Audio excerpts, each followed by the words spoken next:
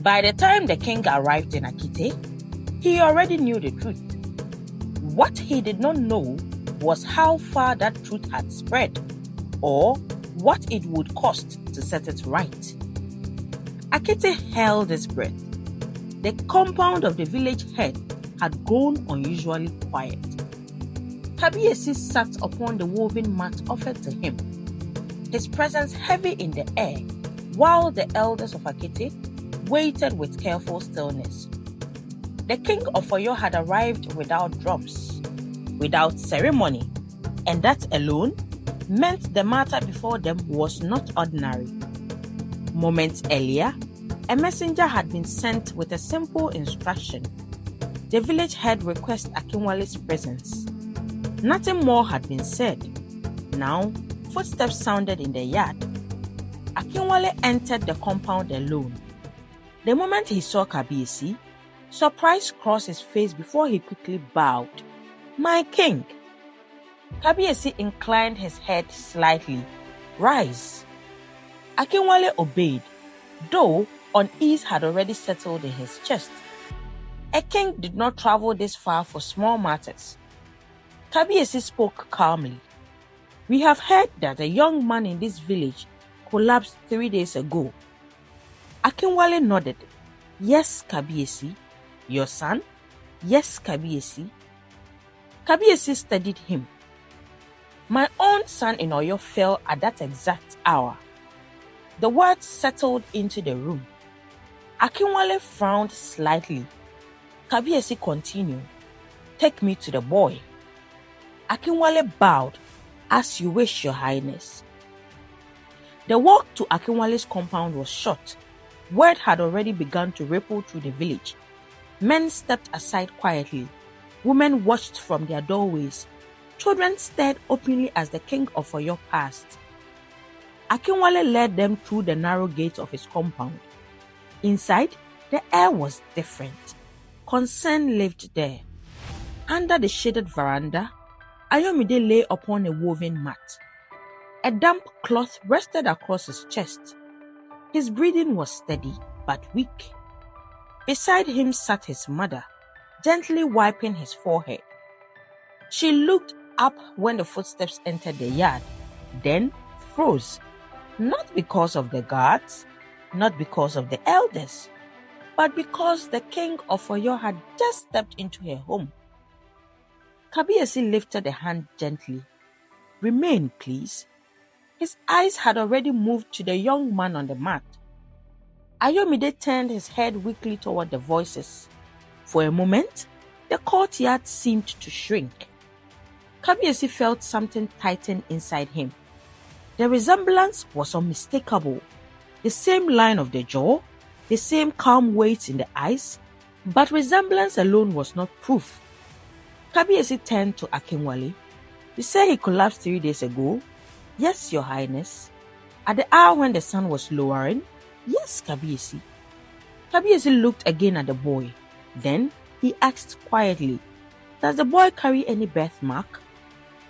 Akinwale exchanged a glance with his wife. "There is one," she said. "Where?" "On his shoulder, Your Highness." Kabiyesi's gaze did not leave Akinwale. "Step aside," he said quietly. Akinwale understood immediately. He nodded once, then turned slightly to his wife. "Stay with him," he said. She remained by the veranda. Akinwale stepped out with the king. The air outside felt heavier. Kabiyesi faced him. "When was this boy born?" he asked. Akinwale hesitated slightly. "Many years ago, Kabiyesi." Kabiyesi's eyes narrowed. "Did your wife carry him?" Akinwale glanced back toward the veranda, then back at the king. Kabiyesi's voice hardened just enough. "I will not ask twice." Akinwale exhaled slowly. "No, Your Highness, we did not give birth to him." Kabiyesi did not move. "Then how did he come into your house?" "Years ago," Akinwale said quietly. "We found him, Your Highness." "Where?" "By the river," Akinwale replied. He was wrapped in cloth and left there. Kabiesi's jaw tightened. And you told no one? Akinwale shook his head. We had no child, he said, and when we saw him, we could not leave him. Kabiesi looked back toward the veranda where the boy lay. Take me back to him. Kabiesi stepped closer. Can I see the birthmark? Akinwale carefully moved the cloth from the boy's shoulder.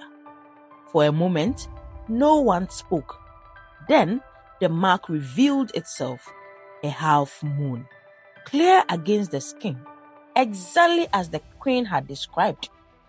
Kabiesi slowly straightened. Now he knew. He spoke calmly. Prepare the boy. Akinwale looked up. My king? He must come with us to Oyo. Ayomide's mother stiffened. Why, your highness? Kabiesi answered steadily. My son lies in the palace with the same sickness your son carries. The words settled across the courtyard. The priests believe their healing is connected. The village diviner stepped forward quietly. The sky that was divided must become one again. Akinwale looked at his son, then at the king. If he must go, he said slowly, we will go with him. Kabiesi nodded. You will. The journey to Oyo was slow. Ayomide remained weak, often supported as they traveled. But once he entered the palace, something began to change. Prince Adeyemi's breathing steadied. Ayomide's strength slowly returned. Day by day, the weakness lifted. The priests watched carefully. The elders waited. Balance was returning, but healing the land was only the beginning. Truth still waited to be spoken. Kabiesi sent for them at dusk, not to the council, but to a smaller chamber, away from the eyes of the palace. Prince Adeyemi entered first. Ayomide followed shortly after. They stood on opposite sides of the room, watching each other. Kabiesi studied them both, then spoke. There is something you must hear, before the world hears it. Adeyemi's voice came first. What is it about, your highness? Kabiesi chose his words carefully. Years ago, a child was taken from this palace. The room stilled. That child did not die. He was carried away and raised elsewhere. Adeyemi's expression hardened. And what does that have to do with his father? Kabiesi looked at him. Everything. Then, his gaze shifted to Ayomide. You are that child. Silence settled heavily. Ayomide spoke quietly. Then who am I? Kabiesi answered, You are my son. Adeyemi watched him closely, then asked, What happens now? Kabiesi met his gaze. Now, the truth will be spoken. The next morning, Kabiesi summoned the inner council. The queen stood before them. No royal privileges shielded her now. Kabiesi spoke first. What was hidden in this house will now be spoken in the open. Adesua lifted her head, and she confessed. She spoke of the night of the birth. She spoke of the second child who was taken away. Then she spoke of the blood that followed. The midwives who stood in that room were silenced, she said. A murmur moved through the elders. Kabiesi's voice hardened, and the guard who carried the child, he too was silenced. One of the elders spoke slowly. This crime did not begin with you alone. His eyes moved toward the empty space where another woman once stood. Your mother planted the fear that led to this night. Adesua lowered her gaze. She did. The elder nodded. Then, let it be recorded that the woman who urged this crime has already met the judgment of the ancestors. But the living still had to answer. Before the elders gave their judgment, Adesua turned, not to Kabiesi, not to the council, but to the two young men standing before her, her sons. For what was done to you, she said to Ayomide, for the life that was nearly taken from you, I carry that sin. I cannot ask you to understand it. I cannot ask you to forgive it. Then she turned to Adeyemi. I gave you a life, but not the truth. You lived as the only son, while your brother lived as no one. I have no excuse. I have only what I have done. Silence filled the room. Ayomide did not speak. Adeyemi looked away. Then the elders delivered judgment. The queen who hid the truth and allowed innocent blood to be spilled was stripped of her title and banished from the palace, never to walk its grounds. Kabiyesi turned to the captain of the palace guard. Bring forward the man who carried out the killings. The guard stepped into the chamber. You killed the midwives? Yes, your highness. You killed the man who carried the child? Yes, your highness.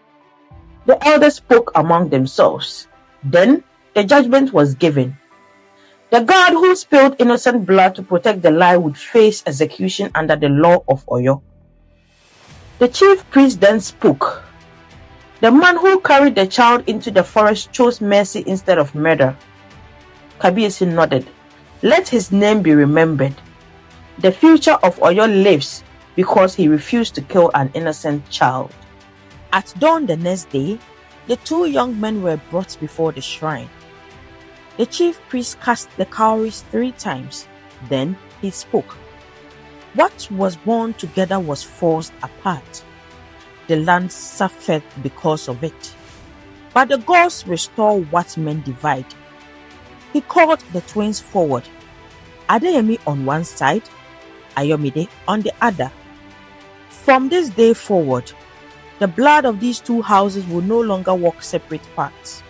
In every generation, the gods will raise 2 sons close in age, and those sons shall rule Oyo together. Never again will the throne of Oyo stand beneath one crown alone. And so the decree was spoken, not for that moment alone, but for every generation that would follow. In Oyo, truth was no longer something to be hidden. It was something that had already taken its price. The old woman fell silent. The sound of drums drifted across the palace courtyard. Damilola looked again toward the canopy, where the 2 thrones stood side by side. The kings were still there, exactly as they had been when the story began. One spoke quietly with an elder, the other listened. Damilola turned back to her grandmother. So the kings of Oyo today, they come from those 2 brothers? Her grandmother nodded. Yes, the sons of their sons and the sons after them. Damilola watched the kings again. They always rule together? That was the promise the gods made, her grandmother answered. The child thought for a moment, then she asked softly, did Ayomide forgive his mother? The old woman looked toward the courtyard. Forgiveness does not come quickly after such wounds, she said. But Ayomide understood something greater than anger. What? That the anger of a son cannot rebuild a kingdom. Only truth and wisdom can do that. Damilola nodded slowly. Then she asked one last question. Were the brothers close? Her grandmother smiled faintly. They were raised apart, she said. So they had to learn each other slowly. But they learned. Damilola looked once more at the 2 thrones. And this time, she smiled. Outside the palace walls, the drums of Oyo continued to beat. And beneath the canopy, the 2 thrones remained side by side. Not by chance, not by tradition, but by a truth the kingdom would never dare bury again. And in Oyo, no one ever forgot what happens when truth is buried and what it cost to bring it back into the light. If stories like this stay with you, you already know what to do.